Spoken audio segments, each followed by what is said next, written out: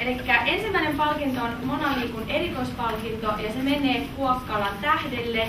Kuokkalan tähti on Jyväskylästä antanut meille vaikuttavan esimerkin eri kulttuurien naisten aktivoinnista, heidän liikuntamahdollisuuksiensa kehittämisestä ja integraatiosta. Palkinnon arvoinen on ennen kaikkea heidän ennakkoluuloja murtanut naisten lentopalloryhmä. Aluksi paikalliset afgaaniperheet kokivat, että naisten oli mahdotonta osallistua liikuntaryhmiin, mutta Kuokkalan tähden asiantuntevan toiminnan ansiosta lopputulos oli kuitenkin, että naiset osallistuivat jopa lentopallon harrastesarjaan ja harjoittelevat viikoittain itse ja myös perheidensä kanssa. Kuokkalan tähden palkinnon myöntäjä on Monika kansallisten naisten liikunta- ja kulttuuriliitolta.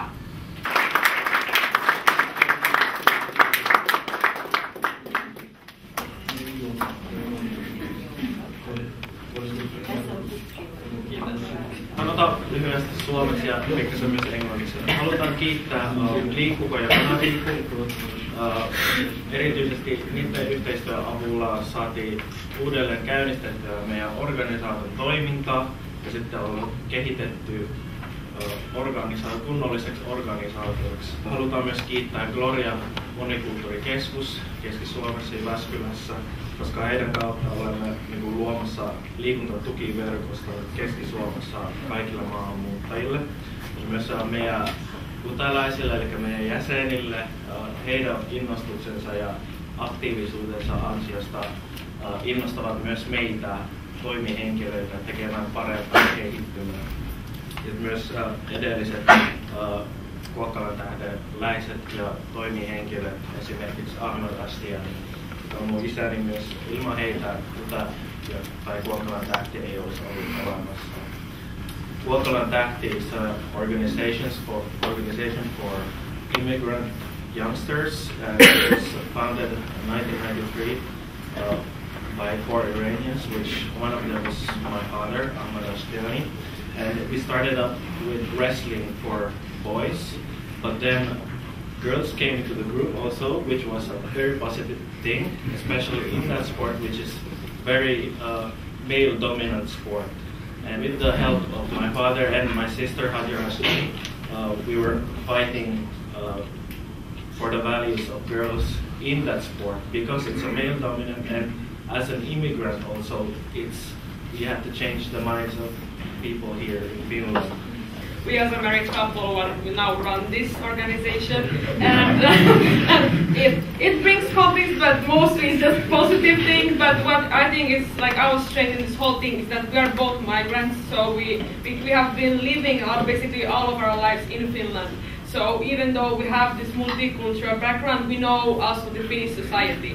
And for example, I'm Polish, so both of my parents are Polish as well. And when my parents came here, I was 3 years old, and we lived in a very small place called Kylmäkoski. It's a very small village near Tampere, and I didn't have any possibility for sports. So in that sense, we want to offer our migrants, our young like players, yes, we want to offer them something that we didn't have, and that actually is like the main thing that motivates us with continuing. So thank you very much. Pekka on ollut alusta asti ja loppuun saakka SLUn suvaitsevaisuusvaliokunnan jäsen. Siellä hän oli luotettava ja säännöllinen osallistuja ja lopuksi varapuheenjohtaja. Hän on kaikkina näinä vuosina avomielinen eri kulttuureista tulevia toimijoita kohtaan ja on aina tukenut kentän monimuotoisuutta. Koskaan hän ei ole kieltäytynyt keskustelusta tai neuvon antamisesta. SLUn valiokuntatyöskentelyn jälkeen Pekka Könni jatkoi Liikkukaa ry:n ohjausryhmissä saman asian ääressä. Elämäntyöstään sekä lajiliitoissa että kunnissa Pekka Könnille on kertynyt valtavat taustat ja tiedot suomalaisesta liikuntaelämästä. Hän on ollut Liikukkaalle erittäin arvokas neuvonantaja ja tulee toivottavasti olemaan sitä jatkossakin.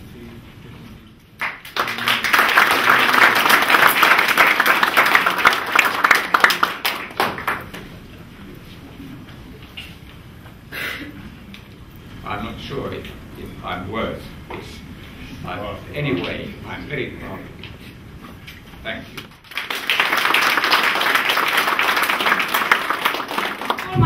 tuli vierasjoukkue Tampereelta. Uudet linjaukset ja maahanmuuton ympärillä käyvä keskustelu keskittyy nykyään paljon integraatiovaatimuksiin. Myös kielitaitoja korostetaan yhä enemmän. Maahanmuuttajien omaa potentiaalia vaikuttaa asioihin ei oteta riittävästi huomioon.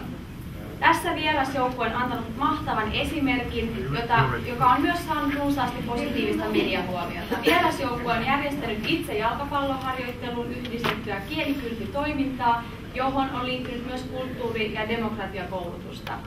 Simon rahoittama hankkeen nimi oli Maailman kielet, ja tulokset puhuvat omaa kieltään voimaannuttamisen ja osallistumisen, eli empowerment ja participation puolesta.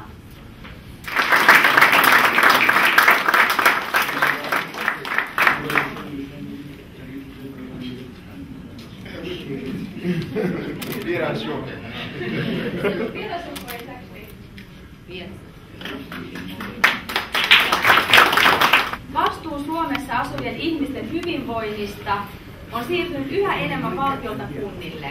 Liikkukaa ry:n 3-vuotinen kuntahanke on tästäkin syystä ollut erityisen ajankohtainen. Hankkeella oli 3 liikuntasektorille suunnattua päätavoitetta. 1. Maahanmuuttajan erikoistarpeiden huomioon ottaminen avustuskriteereissä. 2. Liikunta-asioiden vastuu ja yhteyshenkilö maahanmuuttajille. Ja 3. Maahanmuuttajan tiedonsaannin mahdollisuuksien paraneminen. Espoon liikuntavirasto oli täyttänyt kaikki 3 päätavoitetta ja on myös mukana uudessa OKM-kuntahankkeessa maahanmuuttajien liikuntamahdollisuuksien tukemiseen. Onneksi olkoon Espoon kaupungin liikuntavirasto.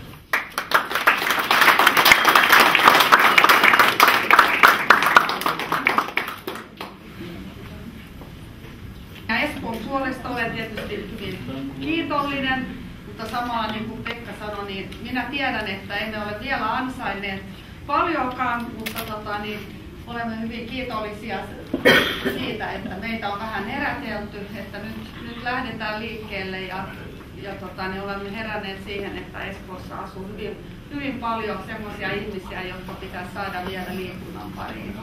Ja tässä huoneessa voisin sitten kiittää Hodania esimerkiksi tästä ja Kristiania. So thank you very much for the city of Espoo. We are very much in the beginning of our multicultural sports development, but we are very grateful that there are some people also in this room who have tried to wake us up that there is something and very much to be done. Thank you.